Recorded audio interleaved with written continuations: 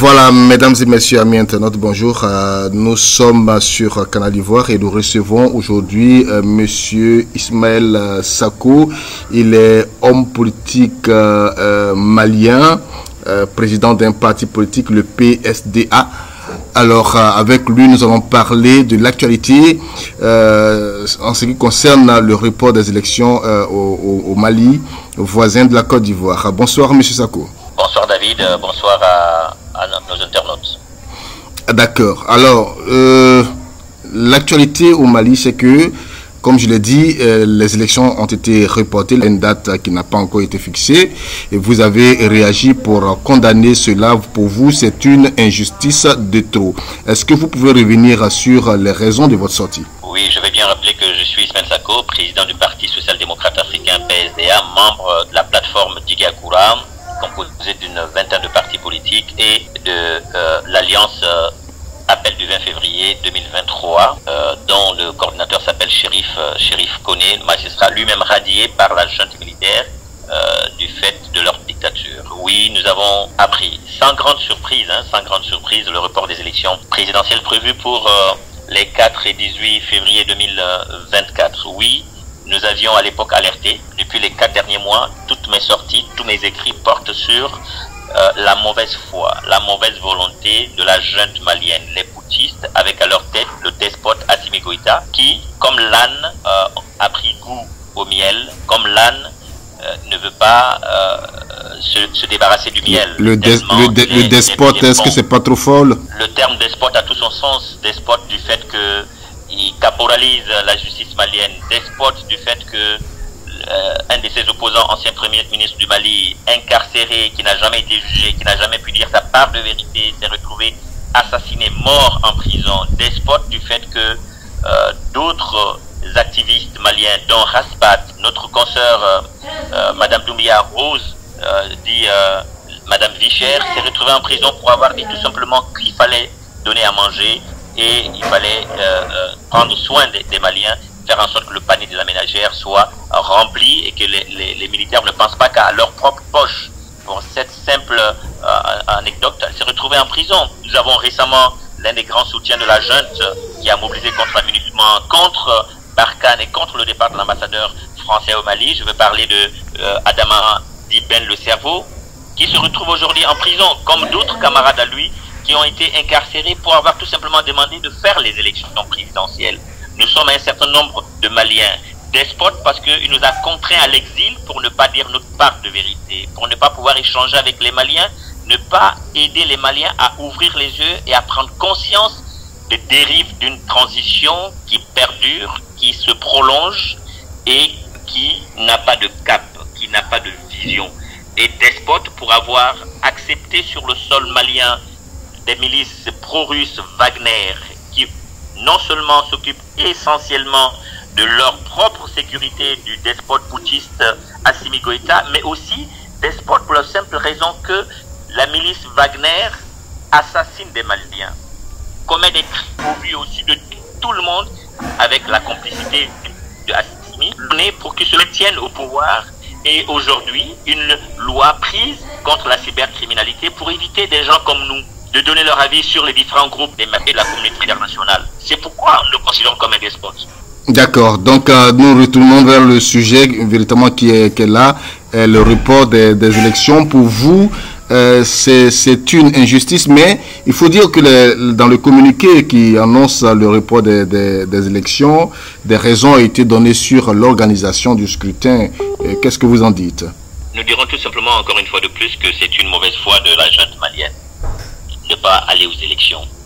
J'ai travaillé à un moment donné sous Bandaou pendant les 9 premiers mois de cette transition.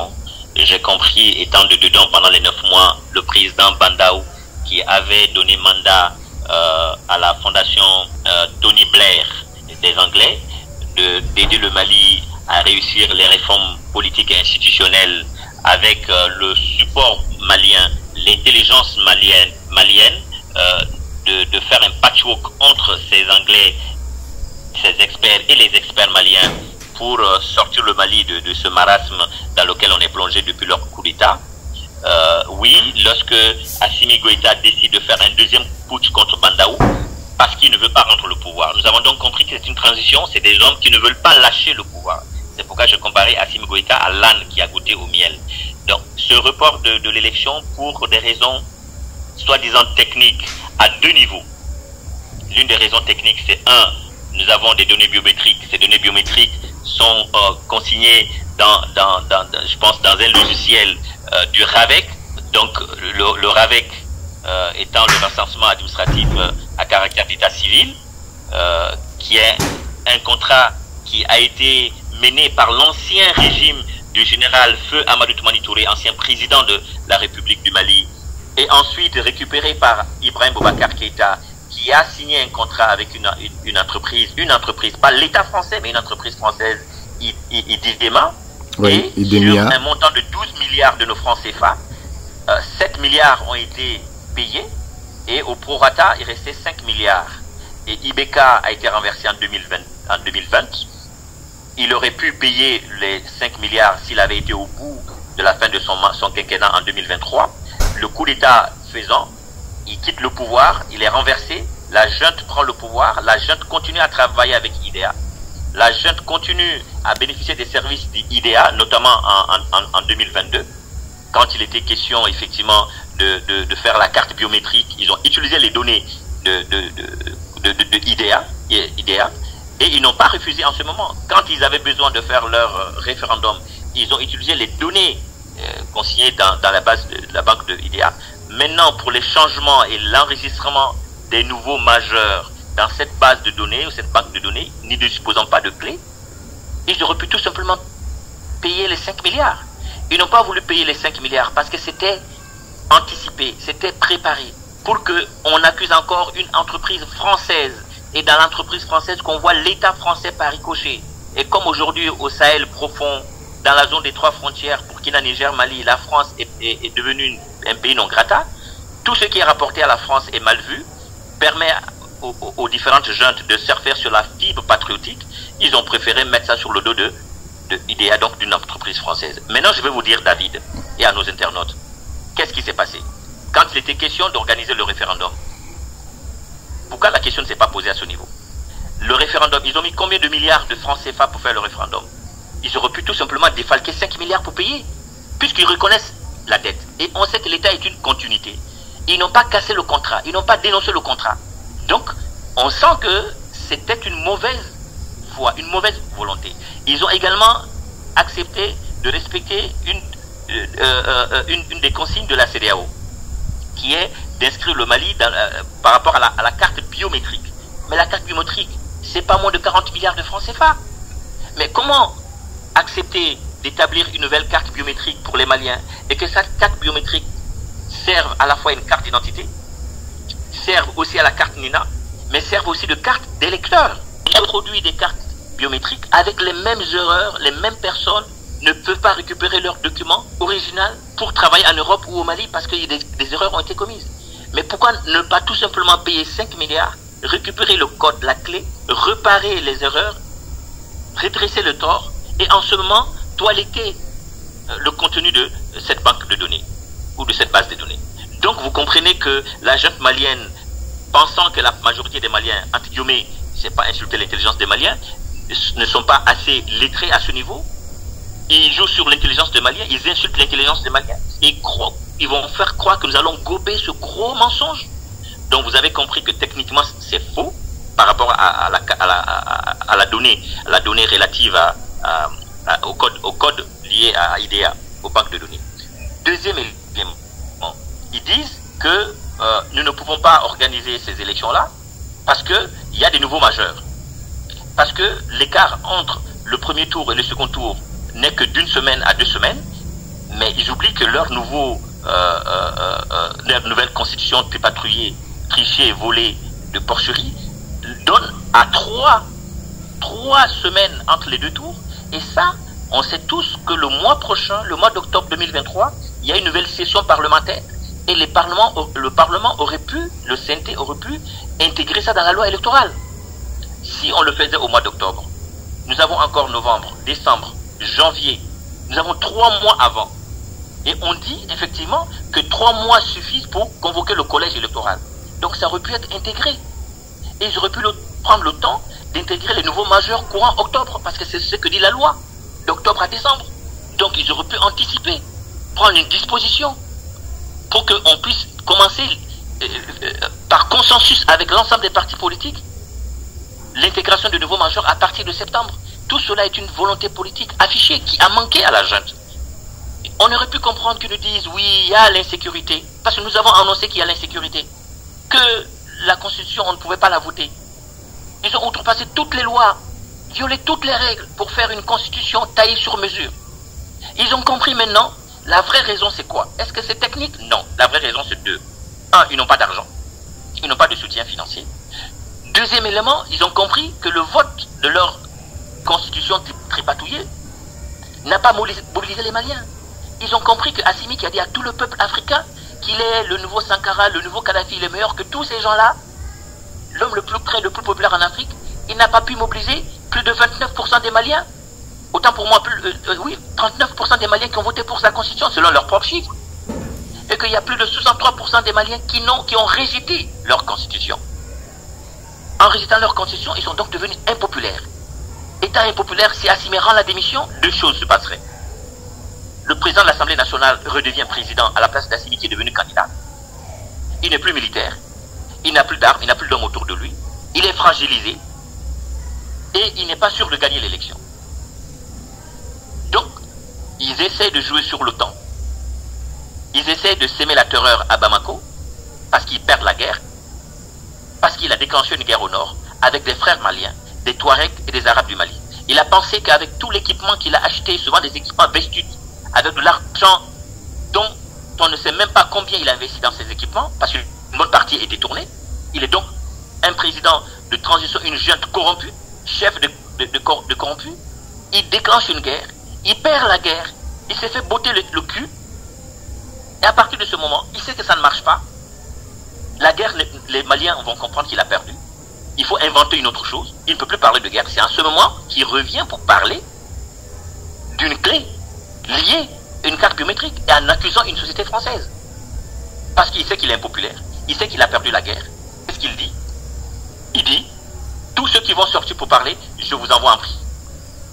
Voilà, dans votre déclaration, vous avez parlé de possibilités de nouvelles sanctions. En vous écoutant, on a eu l'impression, et ça peut être une erreur, mais on a eu l'impression que vous demandiez que des sanctions soient prises encore contre le Mali. Est-ce que c'est le cas? Je vais d'abord faire un récapitulatif.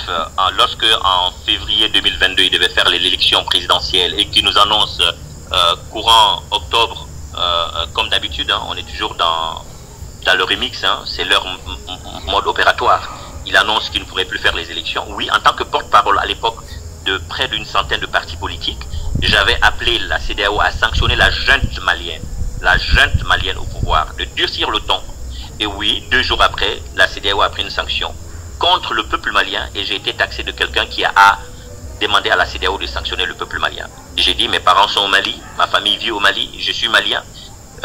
Si le peuple est sanctionné, je suis d'office sanctionné du fait que je vis moi-même à Bamako au Mali. Alors je ne suis plus au Mali pour des raisons sécuritaires, pour ma vie, pour avoir tenté ma vie et de me mettre hors d'état de nuire. J'ai dû quitter mon pays. Aujourd'hui, je suis libre de parler dans le respect des lois de mon pays, sans aller au-delà. Oui, j'ai dit que la CEDEAO pourrait sanctionner. Lorsque nous avons une junte indisciplinée, va-t-en-guerre, qui casse toute relation avec ses pays voisins, qui préfère accuser ses pays voisins que d'assumer son propre échec et son incapacité et son incompétence à redresser un pays qui va à volo. Oui, à partir de ce moment-là, dans une organisation, il y a des règles. Et les règles sont mises en place pour être respectées. Quand on a un membre indiscipliné qui ne respecte pas les règles, oui, à partir de ce moment, on applique les sanctions contre cet individu. Et les Maliens n'ont pas besoin de nouvelles sanctions. Donc je suis en train d'attirer l'attention et de tirer sur la sonnette d'alarme pour que la junte malienne revoie sa position, revienne en de meilleurs sentiments, reconsidère la date de février qui est la date butoir pour que demain la CEDEAO, en se réunissant, ne dise pas oui, c'est parce qu'on a été assez gentil, souple avec le Mali et que les sanctions que nous avons prises sont quand même des sanctions moindres par rapport aux sanctions prises contre le Niger. et que le Mali va crescendo, donc il faut sanctionner durement le Mali. Ça, c'est une hypothèse. Comme la CEDEAO peut ne plus se mêler en disant que bon, les Maliens sont entre les mains de leurs dirigeants, c'est les Maliens qui ont accepté que tout cela se passe. Il y a certains leaders politiques qui se taisent pour des questions de poste, des questions alimentaires, des questions d'acquaintance, dans l'espoir qu'ils vont être appelés à la soupe ou au souper. Ils applaudissent, ils se taisent, ils cautionnent. Ils sont doux, ils sont tendres. D'autres Maliens, activistes, qui vivent de cela. Et une grande majorité silencieuse qui a peur de se retrouver en prison, qui ne savent pas quoi faire, qui sont terrorisés, qui se taisent. Nous disons non. Là, on demande à la CEDEAO, on demande à la communauté internationale, et je l'avais déjà écrit dans un de mes posts, qu'ils envoient un émissaire, un médiateur, renouer le dialogue avec les autorités maliennes, pour que les autorités maliennes comprennent qu'ils ne peuvent pas faire ce qu'ils veulent comme ils veulent. Ils ne sont pas libres comme de l'air. Ils sont dans une organisation que le Mali doit respecter. Aujourd'hui, la voix du Mali n'est plus audible, elle n'est plus respectée. C'est des gens qui se dédisent à tout moment, qui se contredisent en longueur de journée, qui violent toutes les lois. Donc je ne demande pas à la CEDEAO de sanctionner le peuple malien, mais de durcir le ton et de sanctionner la junte malienne. Et je vais même plus loin. Mais ces sanctions, comme vous l'avez dit, vont avoir de l'influence sur la population. Non, on peut sanctionner la junte davantage et durcir le ton sur la junte, contre la junte, sans toucher la population. Et après, je ne suis pas membre de la CEDEAO, je ne parle pas avec les chefs d'État de la CEDEAO. C'est eux qui connaissent quel est le niveau d'application et le degré d'application de leurs sanctions. Mais si demain le peuple malien venait à être sanctionné, est-ce que c'est de la faute du peuple malien? C'est d'abord la faute des dirigeants qui n'ont pas respecté. Donc ce peuple malien aussi de se lever, de se dresser, de dire à ses dirigeants que nous vous avons soutenu et nous nous sommes mobilisés pour vous un 14 janvier 2022 et vous avez profité de notre soutien pour dire que le peuple malien est avec vous. Vous avez même décrété une fallacieuse journée de souveraineté retrouvée sur fond de propagande et de mensonges. Aujourd'hui, vous avez promis que vous allez faire les élections à date, vous avez eu 2 ans. Vous êtes incapable d'honorer votre engagement et votre serment, vous avez trahi. Parce que vous avez trahi, pour haute trahison, nous vous demandons de vous démettre de votre charge de chef d'État du Mali et nous allons travailler avec l'ensemble des forces vives du Mali, y compris avec le soutien de la communauté régionale et internationale pour la mise en place d'une transition civile. Et dans ces conditions-là, nous allons éviter la colère de l'organisation régionale. Mais si tel n'est pas le cas et que si l'organisation régionale décide de mener à terme leurs sanctions, on sera tous frappés. J'ai mon père qui vit, j'ai ma femme qui y vit, j'ai mes frères et sœurs qui y vivent. Donc je ne serai pas épargné. Mais quand on est leader, on n'arrondit pas les angles parce que ça nous arrange. La vérité, elle est unique. Les règles, il faut les respecter.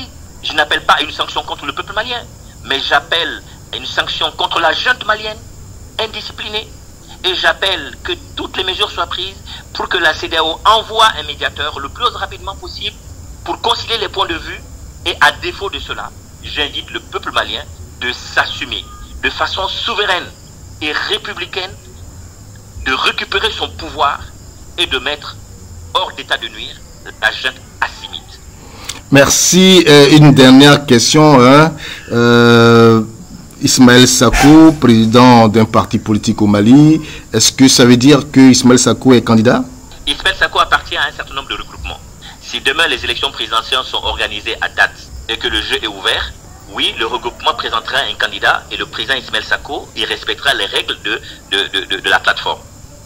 Et si la plateforme décide de prendre le candidat qui n'est pas Ismaël Sako travaillera pour ce candidat-là. Parce qu'à la date d'aujourd'hui, nous avons déjà un consensus autour d'un homme. Et si tout se passe bien, c'est ce dernier qui sera candidat. Et Ismaël Sako, parce qu'il est malien, parce qu'il est patriote et démocrate, il aidera à l'émergence d'une démocratie populaire dans son pays. Il doit se faire autrement que Ismaël Sako soit candidat.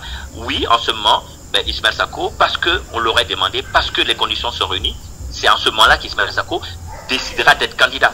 Et il faut savoir respecter les règles. C'est ça aussi un bon démocrate. Ok, merci beaucoup, M. Ismaël Sako. Je ne sais pas si peut-être vous avez un dernier mot avant qu'on se laisse. Le dernier mot que j'ai à lancer, c'est à l'endroit de la communauté régionale, à nos frères sénégalais, à nos frères burkinabés, guinéens, ivoiriens, à nos frères béninois. gambiens et autres, pour dire que nous sommes une communauté commune, unique. Et le Mali traverse un moment difficile. Nous devons être unis et soudés autour des valeurs de la République. Donc faire en sorte que la démocratie soit pour nous le seul et unique moyen pour accéder au pouvoir. Les putsch ne sont jamais une solution. Les enfants, nos frères et nos cadets qui sont nés des années on va dire 90, 85, n'ont pas connu les conséquences d'une dictature. Ils sont peut-être d'une autre époque, ils sont nostalgiques d'un pouvoir militaire, mais le militaire est encore un militaire non cultivé, non conscient, et on va dire inconscient et indiscipliné. Il est pire qu'un terroriste, parce que non seulement il détruit son pays, il vole son pays et son peuple, il martyrise, il tue son peuple, et c'est ce que le Mali dit. Donc je demande une solidarité africaine autour du Mali. Je demande à la CEDEAO d'intervenir au Mali par le biais d'un dialogue franc et au besoin d'appliquer les règles de l'organisation sans état d'âme pour sauver le Mali, pour sauver la stabilité du Mali et la stabilité de la zone ouest africaine, et en particulier celle de la zone des 3 frontières. Et je vous remercie à vous pour le temps que vous nous accordez pour partager notre opinion, notre vision, et que le monde entier, le peuple ouest-africain, comprenne que nous ne sommes pas des gens soumis, nous ne sommes pas des suiveurs, nous ne sommes pas des bénéouis à la solde d'une junte qui assassine son peuple, qui déclare la guerre et qui n'a pas les moyens de sa guerre, et qui aujourd'hui reporte des élections comme si c'était un jeu de ping-pong et n'a pas de cap, n'a pas de vision, ne donne pas de date et joue à une prolongation sans cesse. Il faut que cela s'arrête, il faut mettre un holà à cela. Venez au secours du peuple malien, mais de dedans, nous faisons notre combat. Bien que nous sommes à l'extérieur, nous sommes en phase avec des Maliens qui pensent comme nous, et nous portons la parole la plus dure, parce que de l'intérieur, une fois qu'ils portent le message que moi je porte, ils vont se retrouver au bout de 72 heures à la maison centrale d'arrêt. Que Dieu sauve le Mali, que Dieu bénisse nos pays, et que la paix revienne en Afrique. Merci beaucoup. Je rappelle que vous êtes Ismaël Sako, président du Parti social-démocrate africain PSDA. Vous étiez sur l'antenne de Canal Ivoire depuis Paris, bien sûr. Et pour véritablement cet entretien, c'est avec un grand plaisir que la rédaction de Canal Ivoire vous a reçu. Merci et portez-vous bien là-bas où vous êtes. Merci. À la prochaine.